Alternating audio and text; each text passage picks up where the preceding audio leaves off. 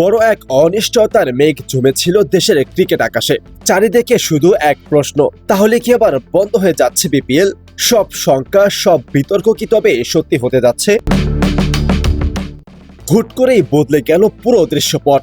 পর্দার আড়াল থেকে সামনে এলেন নতুন বিসিবি সভাপতি তামিম ইকবাল, আর তার এক চাঞ্চল্যকর সিদ্ধান্তেই পুরো বিপিএল চত্বরে নেমে এলো এক রহস্যময় নীরবতা। হ্যাঁ, দেশের ক্রিকেট ইতিহাসের সবচেয়ে স্বচ্ছ এবং বিতর্কহীন বিপিএল উপহার দিতে মাঠে নেমে পড়েছেন তামিম ইকবাল। ইতিমধ্যেই নিশ্চিত হয়ে গেছে 5টি শক্তিশালী দল। রংপুর, ঢাকা আর রাজশাহীর সাথে যোগ দিচ্ছে নতুন শক্তির বরিশাল এবং চট্টগ্রাম। কিন্তু গল্প কি শুধুই এই 5 দলের? একদমই না। তাহলে সিলেটের কি হবে? একটি স্বচ্ছ ও সুন্দর টুর্নামেন্টের তাগিদে বিপিএল গভর্নিং কাউন্সিল এখনো নিঃশব্দে অপেক্ষা করছে সিলেটের জন্য, কিন্তু আসল চমক অপেক্ষা করছে অন্য জায়গায়। কেন হুট করে বাদ পড়ে গেল বহুল আলোচিত নোয়াখালী এক্সপ্রেস? ফিক্সিং এর অন্ধকার ছায়া কি তবে সত্যি ছুঁয়ে গিয়েছিল তাদের? কোনো মারাত্মক কাণ্ডে নিষিদ্ধ হতে হলো তাদের?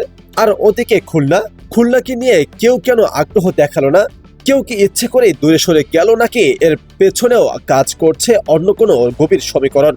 বিপিএল বলতেই এতদিন যা বোঝাতো বিতর্ক, ফিক্সিং এর গুঞ্জন আর অপেশাদারিত্ব, কিন্তু তামিম ইকবালের বিসিবি সভাপতি হিসেবে দায়িত্ব নেওয়ার পর স্পষ্ট বার্তা, নো কম্প্রোমাইজ।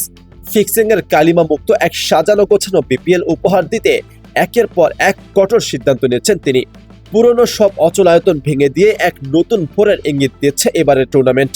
তবে প্রশ্ন থেকেই যায়, যে দলগুলো বাদ পড়লো তাদের পেছনের আসল সত্যটা কি কখনো জনসমক্ষে আসবে, নাকি বিপিএল এর এই নতুন সমীকরণে ঢেকে যাবে পুরনো সব রহস্য?